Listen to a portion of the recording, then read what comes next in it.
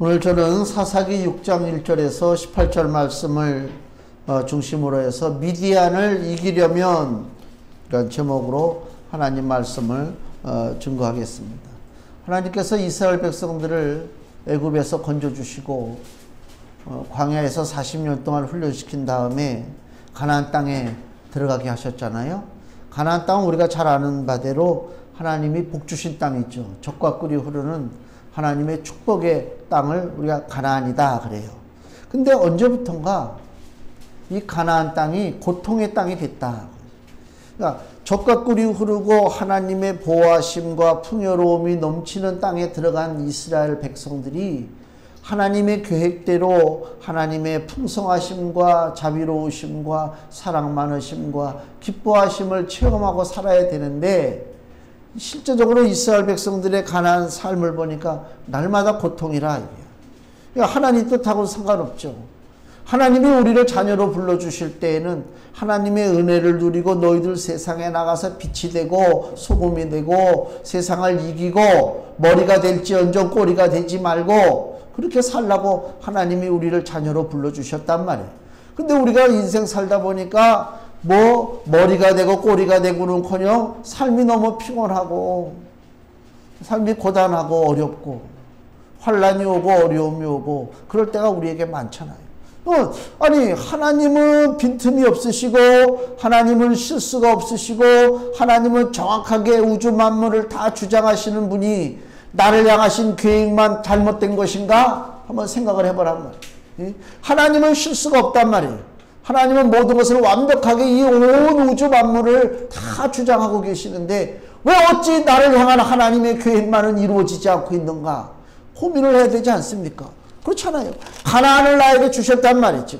가나안을 주시고 가나안의 젖과 꿀이 흐르는 모든 풍성한 것을 누리고 살도록 우리를 만들어 주셨음에도 불구하고 여전히 내가 가나안 땅에서 젖과 꿀을 맛보는 것이 아니라 쓴나물을 먹고 산다. 여전히 하나님의 계획이 뭐가 잘못되지 않았느냐 말이에요. 그렇게 생각할 수가 있지 않습니까? 그 원인이 뭐냐? 그 원인을 우리가 잡아내야 될 거 아닙니까? 하나님의 계획은 축복의 계획인데 내 인생은 축복과는 거리가 먼 쓴 물을 먹고 살아갈 때가 너무나 많이 있다. 누구를 어떤 한 사람 두 사람 특정해서 하는 얘기가 아니라 우리 인생 전체를 이렇게 또 저 자신을 놓고 볼 때도 어떤 땐 너무 씁쓸할 때가 많잖아요. 인생이. 이게 왜 인생은 고난을 위하여 났나니? 라고 하는 말도 있잖아요. 불티가 우리 머리 위로 나름과 같도다. 이 불티가 어느 머리 위에 떨어질 것인가? 얼마나 초조하고 불안해요. 인생이. 그럴 때가 있단 말이에요.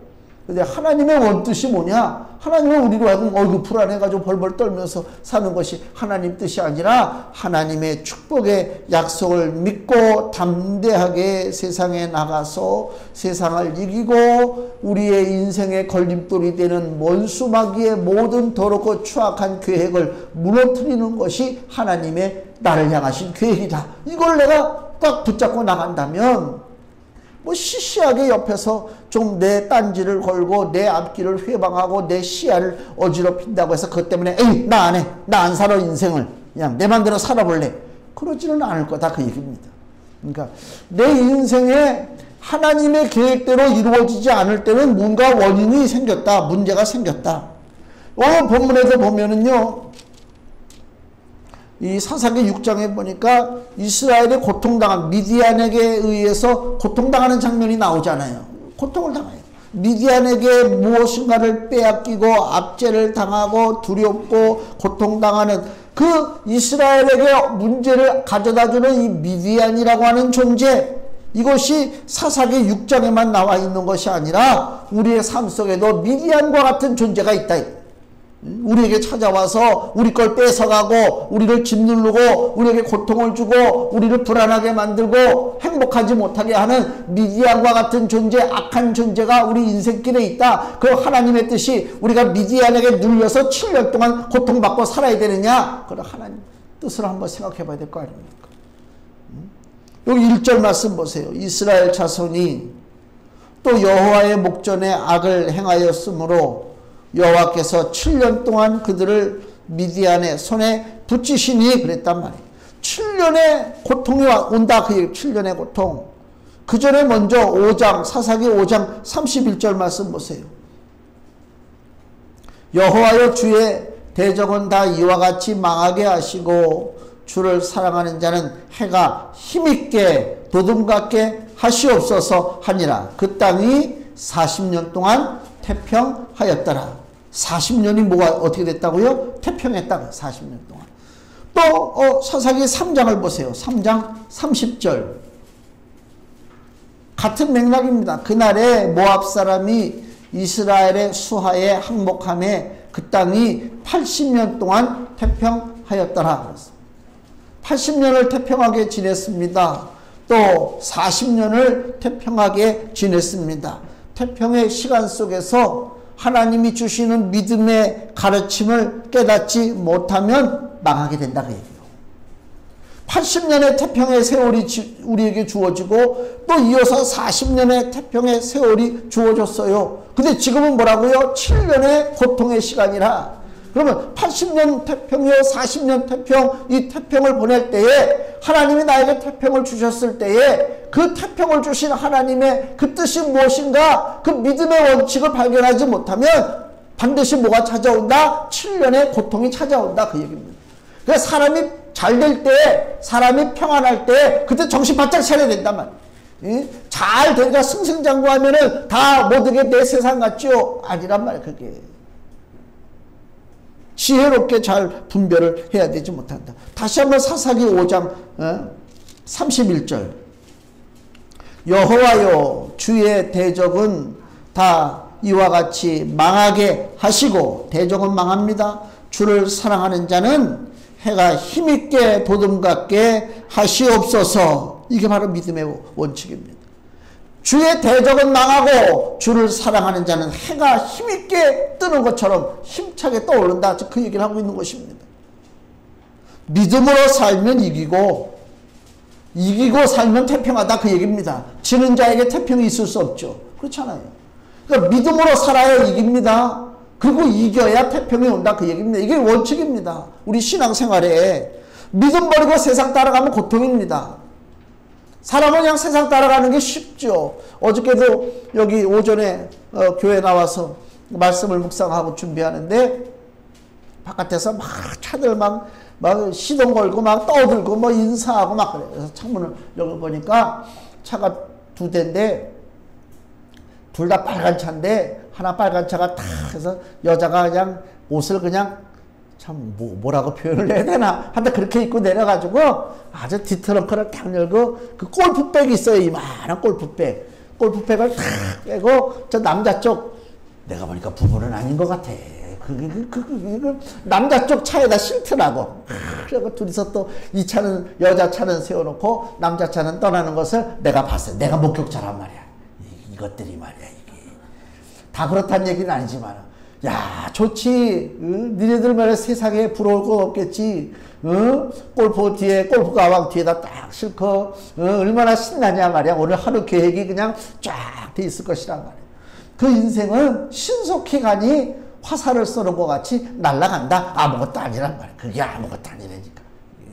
그게 이기는 삶이고 그게 여유롭게 사는 삶이고 그게 즐기는 삶인 것 같으나 실상은 그게 지는 삶이요 망하는 삶이요 고통길로 접어드는 삶이다 그 얘기입니다. 그래서 내가 그걸 보면서 내가 못 느끼는 줄 알았어요. 나도 놀러 가고 싶다. 그게 아니고요. 하나님 감사합니다. 저와 같지 않게 하시니 하나님 감사합니다. 저렇게 어리석지 않게 하시니 감사합니다. 그 생각이 딱 드는 거예요. 사람들은요 다 그냥 뭐 자기 삶을 누리고 살면 그게 행복한 것 같죠. 나에게 삶이 주어졌다 할지라도 하나님이 원치 아니하신다면 내가 그 길로 가지 않겠나이다. 이게 지혜로운 거예요. 이게. 그렇잖아요. 그 믿음을 가지고 산단 말입니다. 예수님께서 우리에게 평강을 주셨어요. 요한복음 14장을 보세요. 요한복음 14장 27절. 요한복음 14장 27절에 평안을 너희에게 끼치노니 곧 나의 평안을 너희에게 주노라. 내가 너희에게 주는 것은 세상이 주는 것 같지 아니하니라. 너희는 마음에 근심도 말고 두려워하지도 말라. 예수님이 우리에게 평안을 주셨단 말이에요. 그 다음에 다시 요한복음 16장 33절. 이것을 너희에게 이름은 너희로 내 안에서 평안을 누리게 하려 함이라. 세상에서는 너희가 환난을 당하나 담대하라. 내가 세상을 이기었노라 하시니라. 아멘. 예수님이 이겼어요. 이겼단 말이에요. 세상을 이기고 나갔단 말입니다. 그러니까 예수님이 우리에게 평안을 주신다고 하는 것을 잘 생각해 봐야 돼요. 예수님이니까 나에게 평안을 주신다는 게 아니고요. 예수님이 세상을 이겼기 때문에 우리에게 평안을 주시는 거예요. 세상을 이기지 못하는 자는 우리에게 평안을 못 줘요. 우리의 원수 대적을 이길 만한 지도자가 나에게 있을 때에 내 삶이 평안한 것입니다. 무슨 말인지 아세요? 우리의 실제적인 지도자는 예수 그리스도요. 근데 그 예수 그리스도는 세상을 이겼단 말입니다. 그래서 예수님은 나에게 평안을 줄 자격이 있어요. 그 주님이 주신 평안은 말로만 떠들어대는 평안이 아니라 내가 믿음으로 받아들이면 주님이 주시는 평안은 내 것이 된다, 그 얘기입니다. 지금 북한에서 날마다 떠들어대요. 그 사람들은 말을 싸납게 하는 걸, 그죠? 나도 말 싸납게 하려면 얼마든지 싸납게 해요. 이 충청도 사람이 말 싸납게 하는 게 더 무서워요. 안 하는 척 하면서, 여기서 참 할 수는 없고. 북한 애들 뭣도 모르고 센 소리를 한단 말이에요. 남쪽 사람들은 왜 이렇게 북한에 대해서 시사적인지 그쪽 사람들이 별의별 소리를 다 하고, 뭐, 국수를 처먹고 막 이런 얘기를 하더라고. 야, 그러면 국수 먹은 사람이 누구야? 나 아니야, 나? 어디 나보고 처먹었다고 그래? 저런, 아유, 저놈은 그냥, 그렇지 않습니까? 백성들이 보는 거예요. 우리의 지도자는 저 원수에게 대해서 어떤 태도를 지니고 있느냐. 임진왜란 때 우리가 이순신 장군 얘기하잖아요. 이순신 장군을 외적놈들이 쳐들어오는데 지도자라고 하는 장군이 벌벌 떨고 야 우리 어떡하냐? 니들 어떻게 하면 좋겠느냐? 한번 의견을 좀 내봐라. 그랬다면 병사들이 싸웠겠습니까? 목숨 걸고. 야, 살고자 하는 자는 죽고 죽고자 하는 자는 살 것이다. 나를 따르라. 그거 아닙니까? 담대하게 밀고 나가는 거예요. 그래서 싸워서 이겼다는 것입니다.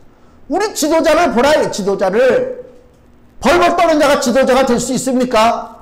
예수 그리스도는 세상을 이겼기 때문에 우리에게 평안을 주신다 이것입니다.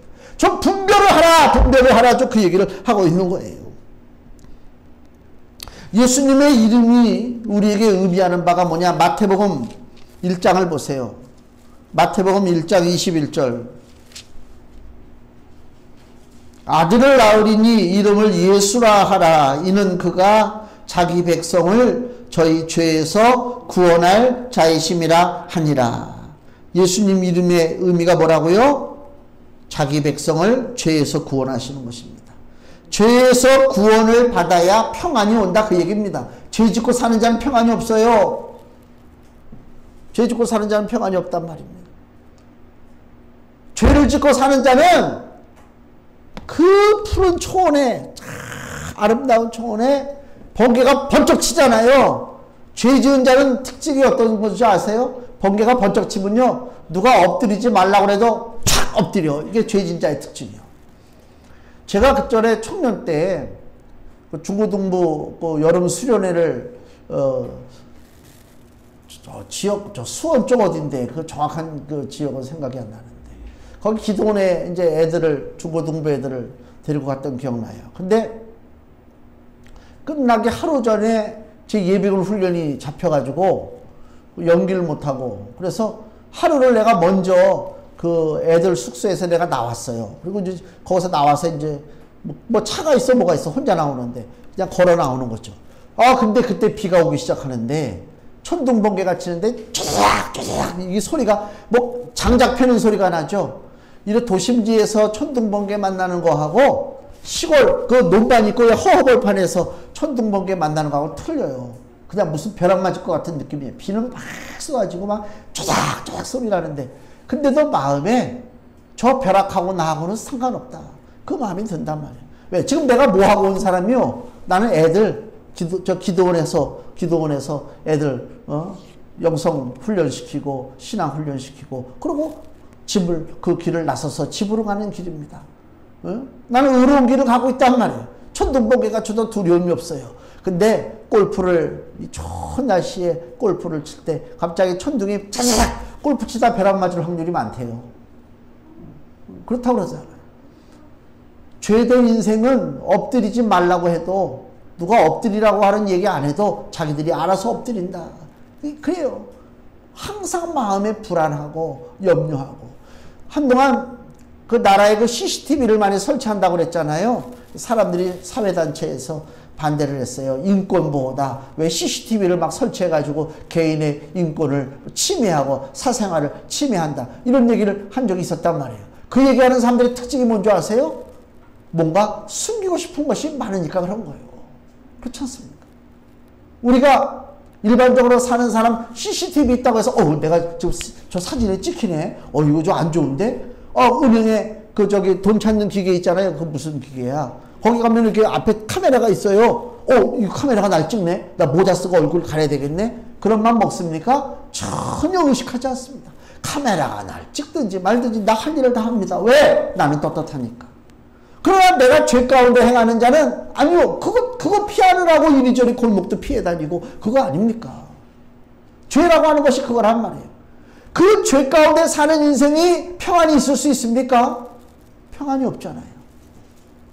그래서 진정한 평안은 죄에서 구원받아야 평안이 온다 이것입니다.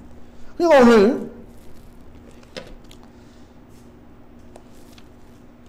여기 사사기 6장 1절 말씀을 보면 무슨 말씀이 나오냐면 이스라엘 자손이 또 여호와의 목전에 악을 행하였으므로 악을 행했다는 얘기는 뭐라고요? 죄악이 이스라엘 백성을 지배했기 때문에 하나님 주시는 평안이 깨졌다. 다른 말로 하면 하나님과 나 사이에 화평한 관계가 깨졌다. 그래서 평안이 없고 고통이 온다 그 얘기입니다.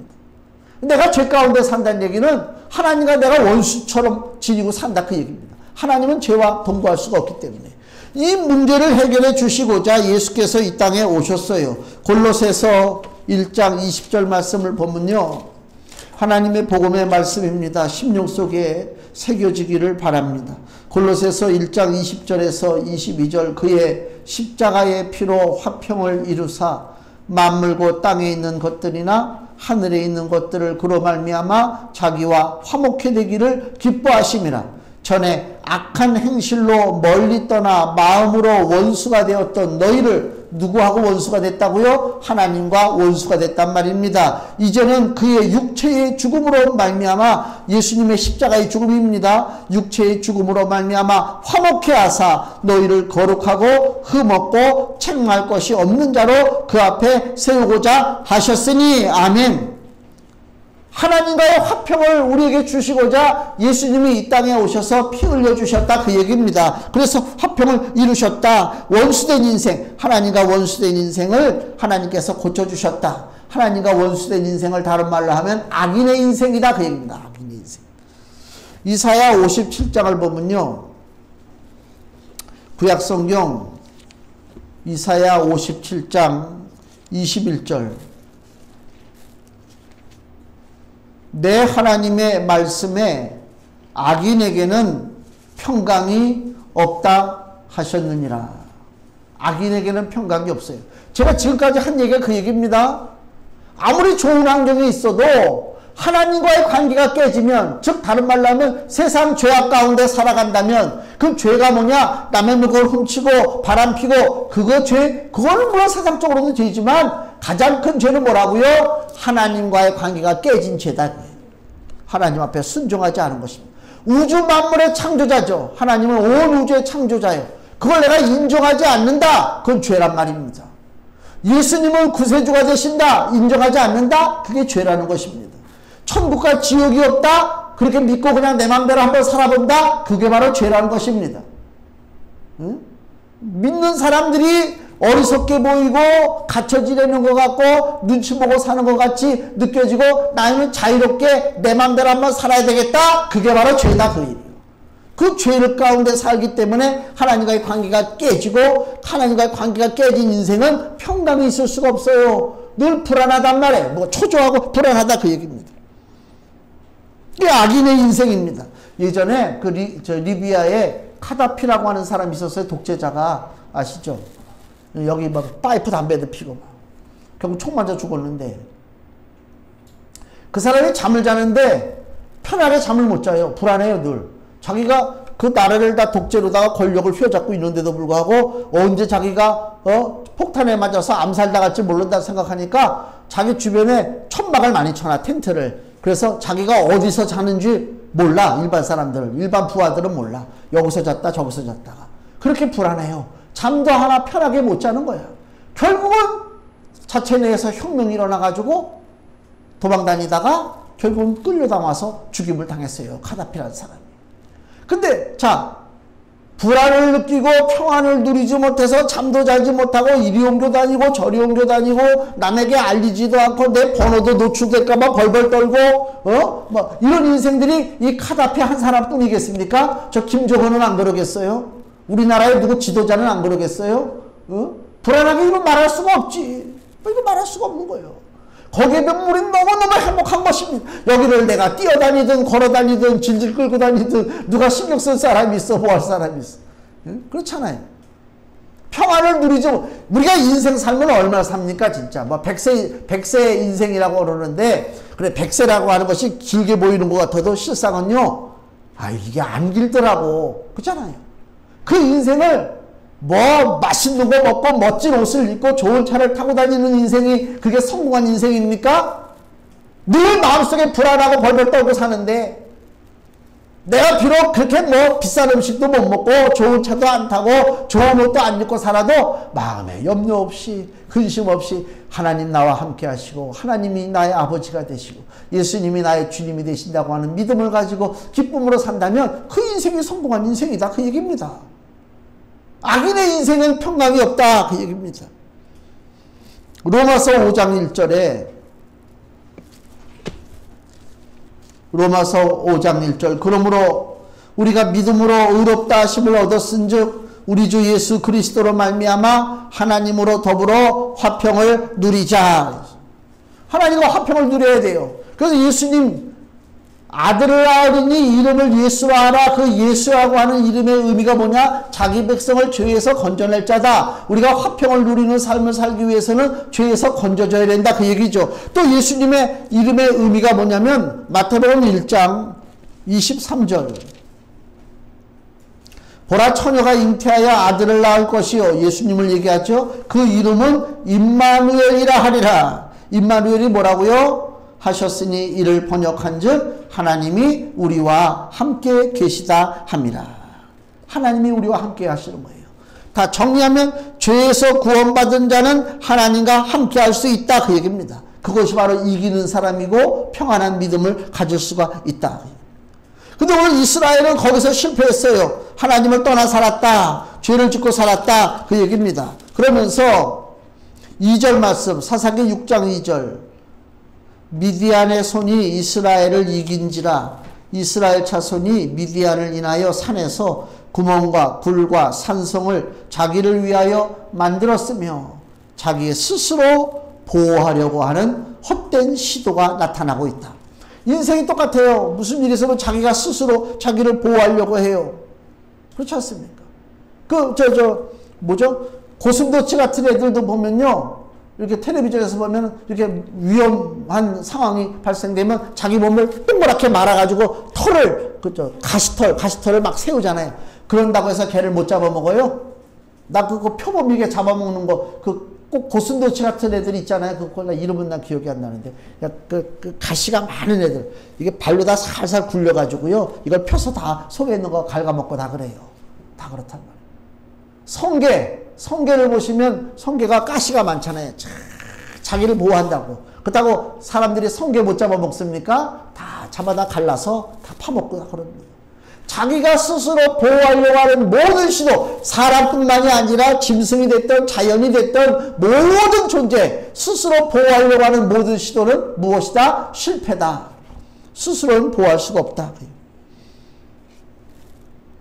3절 4절 본문에 자기를 스스로 보호하려고 할수록 3절 이스라엘이 파종할 때면 이제 곡식을 추수하잖아요. 미디안 사람, 아말렉 사람, 동방 사람이 치러 올라와서 진을 치고 가사에 이르도록 토지 소산을 멸하여 이스라엘 가운데 식물을 남겨두지 아니하며 양이나 소나 나귀도 남기지 아니했다. 더 형편이 어려워진다. 내 스스로 나를 보호하려고 발버둥을 치지만 형편은 점점 더 어려워진다. 왜 고통이 심해지는가? 왜 하나님의 자녀의 삶 속에 고통이 심해지느냐? 간단합니다. 그들의 삶 속에 하나님이 빠져있기 때문에 그렇다. 하나님 빠져. 나라에서 준 돈 가지고요. 저 이케아라고 하는 큰 가구점 있잖아요. 거기는 그 재난카드가 된대요. 나라에서 준 돈, 그 귀한 돈을, 그 피 같은 돈을 날마다 사람들이 쓸 데가 없으니까 식당 가서 먹고 그냥 뭐 부어라 마셔라. 그거 너무 의미가 없지. 그래가지고 나는 생각하기를 이걸로다가 우리 오래된 식탁을 좀 바꿔야 되겠다. 그리고 이케아를 갔어요. 가서 식탁을 샀어요. 가격은 얘기 안 합니다. 가격은 무지하게 쌉니다. 근데 왜 가격이 싼가?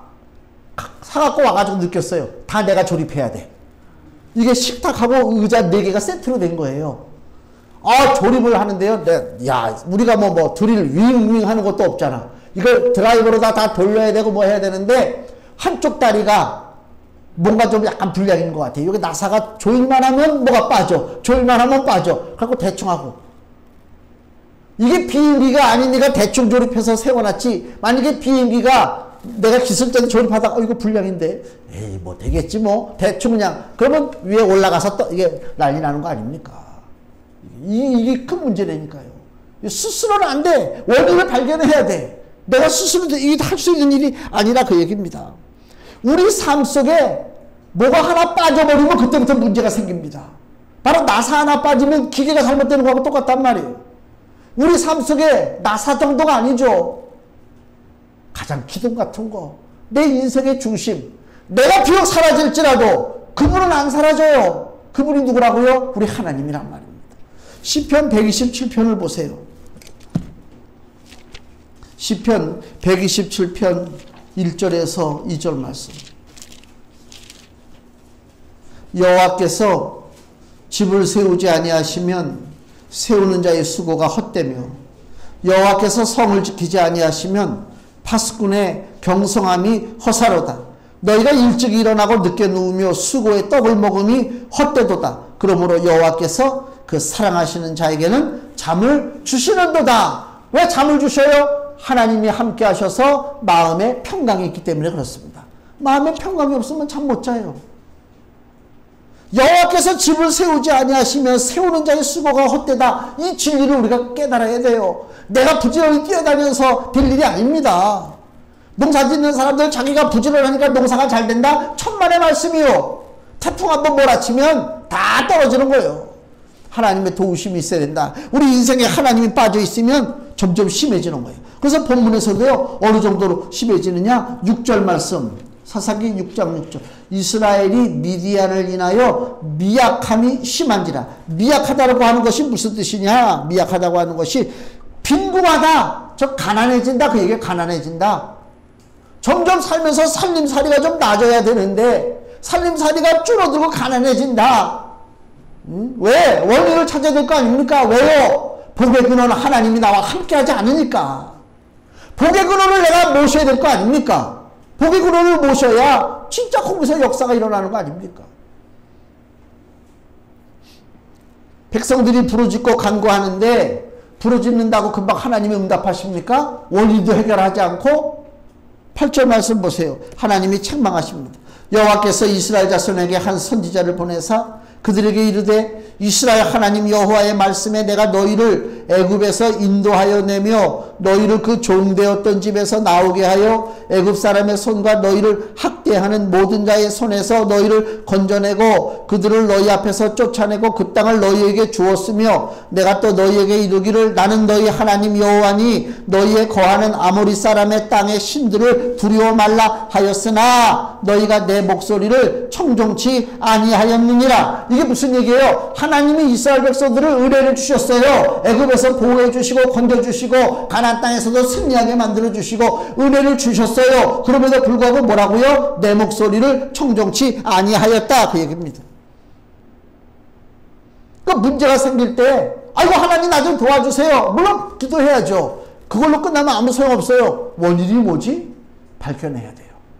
제가 며칠을요 신을 신고 다니는데 랜드로버 같은 거 있잖아요. 왼쪽 발이 안 좋아. 계속 왼쪽 발이 안 좋아. 그래서 내가 발이 문제가 있나? 그러다가 아니 신발이 또 이게 한쪽이 잘못됐나? 들어서 아무리 봐도 멀쩡해. 이거 이상하다. 그리고 이제 앉았다가 어저께 여기 책상에 앉으면서 오래간만에 좀 슬리퍼로 갈아 신어야 되겠다 해가지고 슬리퍼를 신으면서 내 신발을 보니까 신발이 왼쪽하고 오른쪽이 짝짝이야. 그 안에 모습이 왼쪽은 뭐가 더 시커매. 보니까 시커먼 깔창이 거기 하나 들어가 있어요. 내가 깔지 않은 깔창이. 오른쪽 신발에는 깔창이 없고 왼쪽 신발에는 깔창. 누가 까는 거야 그거 도대체. 그러니까 내가 이 짝짝이가 된 거예요. 이렇게 되는 거예요. 그리고 난 내가 이상하다. 왜 그러지? 이러고 며칠을 다녔다니까. 근데 막상 보니까 검은 깔창 하나 딱 꺼내. 이거 도대체 이거 내가 한 게 아니야. 누가 한 거야? 우연히 떨어져서 지가 날라 들어갔나? 그거 끄집어내니까 신으니까 말짱하잖아요. 앞으로 몇 년 더 신을 수 있지. 그렇지 않습니까? 마태복음 13장을 보세요.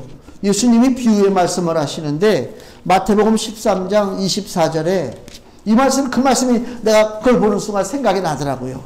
마태복음 13장 24절 예수께서 그들 앞에 또 비유를 베풀어 가라사대 천국은 좋은 씨를 제 밭에 뿌린 사람과 같으니 사람들이 잘 때에 원수가 와서 곡식 가운데 가라지를 더 뿌리고 갔더니 이게 생각나더라고 이 말씀이. 우리는 온전한 삶 깨끗한 삶으로 나가야 되는데 누가요? 마귀가 와서 내 인생에 엉터리 같은 씨앗을 뿌려놨단 말입니다. 이걸 발견하지 못하는 거예요. 그러니까 인생에 고통이 온단 말입니다. 나는 당연히 그냥 이렇게 사는 줄로 알아요. 응? 그거 안 되잖아요. 이걸 빨리 깨닫고 나가야 된단 말입니다.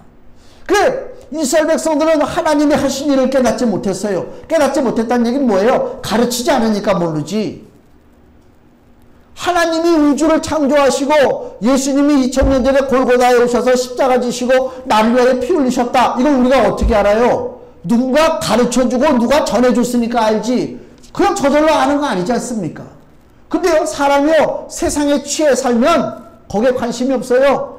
세상을 누가 만들었는 게 나하고 무슨 상관이 있어? 2000년 전에 예수가 십자가에 못 박혀서 피 흘렸다? 그게 나하고 무슨 상관이 있어? 다 자기 삶에 바쁘단 말입니다. 가르치지 않으면 몰라요. 이스라엘 백성들은 배우지 않고 사는 거예요 지금. 어리석게 됐단 말이에요. 그러니까 고통이 오는 거예요. 쉽게 하나님을 버리고 우상을 섬기고. 그래서 시편 14편 1절에 기록된 것처럼 어리석은 자는 그 마음에 이르기를 하나님이 없다 하도다. 저희는 부패하고 소행이 가증하여 선을 행하는 자가 없도다. 이게 부패한 인생 아닙니까? 하나님을 부정하잖아요. 그럼 이러한 태도를 방지하려면 어떻게 되느냐? 부지런히 하나님 말씀 배우고 하나님의 하신 일을 묵상하는 것이 필요해요. 그래서 신명기에 보면요. 구약에 신명기 6장 4절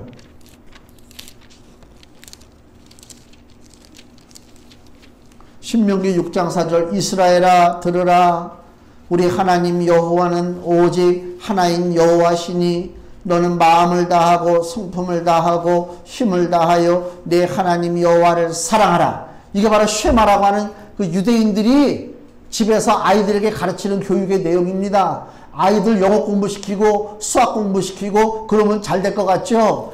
저는 100% 내가 확실하게 얘기하는 것은 하나님이 떠난 인생은 수학 아니라 영어 천재가 돼도 그 인생은 실패한다. 그거 알아야 되는 거예요. 아무 소용없어요. 조선시대 때 과거 장원급제한 그 선비들 있잖아요. 지금 다 어디가 있습니까? 장원급제한 사람들 다 어디가 있습니까? 율곡이인은 어디가 있습니까? 냉정하게 판단해야 된다 그 얘기요. 하나님이 떠난 인생은 반드시 실패한다. 그래서 이스라엘 백성들은 어떻게 가르치나? 이스라엘에 들으라 우리 하나님 여호와는 오직 하나이신 여호와시니 하나님에 대한 말씀을 증거한단 말이에요. 이걸 반복해서 가르치는 거예요. 그래서요 여기 신명기 6장 7절에도 내 자녀에게 부지런히 가르치며 집에 앉았을 때든지 길에 행할 때든지 누웠을 때든지 일어날 때든지 이 말씀을 강론할 것이며 하나님의 말씀이 들어가야 된다 그 얘기입니다. 그래야 하나님의 은혜를 놓치지 않잖아요. 우리는 잠깐 까먹는단 말이에요. 교회에서 주기적으로 이렇게 말씀이 선포되는 것이요 보통 축복이 아닙니다. 왜 그러냐면요 자꾸만 우리가 기억나게 하는 거예요. 아 하나님이 이러셨지. 아 기드온이 미디안을 이렇게 이겼지. 다윗이 어떻게 했지. 늘 우리가 평생을 그 얘기를 듣는 거예요. 그러면 어떻게 해요? 평생을 하나님의 은혜를 내가 놓치지 않고 산다 그 얘기입니다. 안 듣는 순간 이 속에는 다른 것이 들어와요. 세상적인 것이. 골프 가방이 들어온다니까 여기에. 내 친구 하나가 예전에 저 강남에 놀러 갔대요. 저 강남에 현대아파트 쪽에. 그래서 강남 사는 사람처럼 보이고 싶어서 강남 사람들 부자니까 나도 부자다 이걸 보이고 싶어서 일부러 놀러 가가지고 아침에 슬리퍼만 신고 거기서 왔다 갔다 그랬대. 나는 여기 사는 사람이야. 나 이 정도야 그랬지. 나도 그래서 빈 골프백이라도 하나 메고 좀 돌아다니까 왔다 갔다 나 골프 치는 사람이야 이 정도는. 이거 오해하지 마세요. 또 그럼 골프 치는 게 죄다 그렇게 얘기하는 게 아닙니다. 하나님이 빠지면 무엇을 하든지 그건 다 죄다. 하나님이 없으면 동네 커피집에서 커피 마시는 것도 죄다. 나 그렇게 얘기하는 거예요 지금. 교회에서 주기적으로 하나님 말씀 증거하고 그 말씀 배우는 것이 얼마나 소중하냐. 금주의 말씀 보세요. 신명기 28장 12절 말씀 같이 읽겠습니다. 여호와께서 너를 위하여 하늘의 아름다운 보고를 열으사 내 땅에 때를 따라 비를 내리시고 내 손으로 하는 모든 일에 복을 주시리니 내가 많은 민족에게 구워줄지라도 너는 꾸지 아니할 것이요. 아멘. 그 이하로 더 축복된 말씀이 있습니다. 하나님이요 우리를 위해서 하늘의 아름다운 보고를 창고를 열어주신대요. 그리고 나에게 이 내 땅이라고 하는 게 뭐예요? 이것은 나의 인생이요 내 삶이잖아요. 내 삶 속에 때를 따라 비를 내리십니다. 때를 따라 비를 내린다는 게 뭐예요? 가장 필요할 때 아버지 나 이게 지금 필요한데요. 그럴 때 하나님이 주시는 거예요. 얼마나 감사한지 몰라요. 우리가 물도요 하나도 목도 안 마르고 뭐 전혀 상관없는데 누가 나한테 물 먹으라고 물병 하나 주면요 이게 뭐가 돼요? 짐이 되는 거야. 물병 들고 나 같은 사람은 손목이 약해가지고 그 물병 들고 다니면요 집에 와서 왜 여기가 아프지 이런 생각이 든다. 근데 막 갈증이 심한데 누가 물병 하나 줘봐. 야 손목이 아플 거 그럴 적이 어디서 따서 먹으면 얼마나. 하나님이 우리에게 축복을 주시는데 어떻게 주신다고요? 때를 따라 이른 비와 늦은 비의 축복을 주신다. 저는 우리 예관교회 성도들이 하나님 주시는 이른 비와 늦은 비의 축복을 누리시기를 예수님의 이름으로 축원을 드립니다. 네? 우리가 이기는 믿음을 가지고 나가야 된단 말. 미디안이라고 하는 그 더러운 세력들이 우리를 괴롭힐 때 아이고 하나님 이거 어떡합니까? 분주하게 뛸 거 아니라 냉정하게 내 자신을 돌아보고 내 삶 속에 하나님이 함께 하시고 하나님 주시는 화평이 있는가? 믿음의 담대함이 있는가? 그거를 우리가 생각하고 바라봐야 되지 않느냐 그 얘기입니다. 이 어려운 때에 미디안이 없으면 좋겠지만은 우리가 원투를 원치 않든 간에 미디안이라고 하는 우리의 축복된 삶을 뺏어가는 존재가 우리 삶 속에 존재하고 있습니다. 우리가 살 길은 뭐냐? 하나님의 은혜를 기억하고 하나님 앞에 붙어야 됩니다. 하나님 앞에 화평을 구하고 하나님과 동행하고 예수 그리스도의 권세와 능력으로 이 미디안의 세력을 때려 부시지 않는 한 우리가 살면서 늘 괴롭힘을 당할 수밖에 없다. 그래서 성도 여러분이 기도하실 때도요 구체적인 걸 놓고 기도하세요. 하나님 나 이렇게 해주세요. 그냥 대충 그냥 기도 시간이네 그렇게 하고 하는 기도 하나님이 별로 안 기뻐하십니다. 구체적인 기도 주세요. 조목조목 나를 괴롭히는 존재가 뭡니까? 내가 무엇 때문에 고통을 당합니까? 눈을 열어서 나의 문제를 보게 해주시고 이 죄악된 것을 소멸시켜 주시고 그래서 하나님과 화평이 회복되고 하나님의 권세와 능력으로 미디안을 물리치는 승리의 역사가 나타나시게 해달라고 기도하셔서 하나님 은혜 가운데 미디안의 세력을 다 몰아내시기를 예수님의 이름으로 축원을 드립니다. 기도하겠습니다.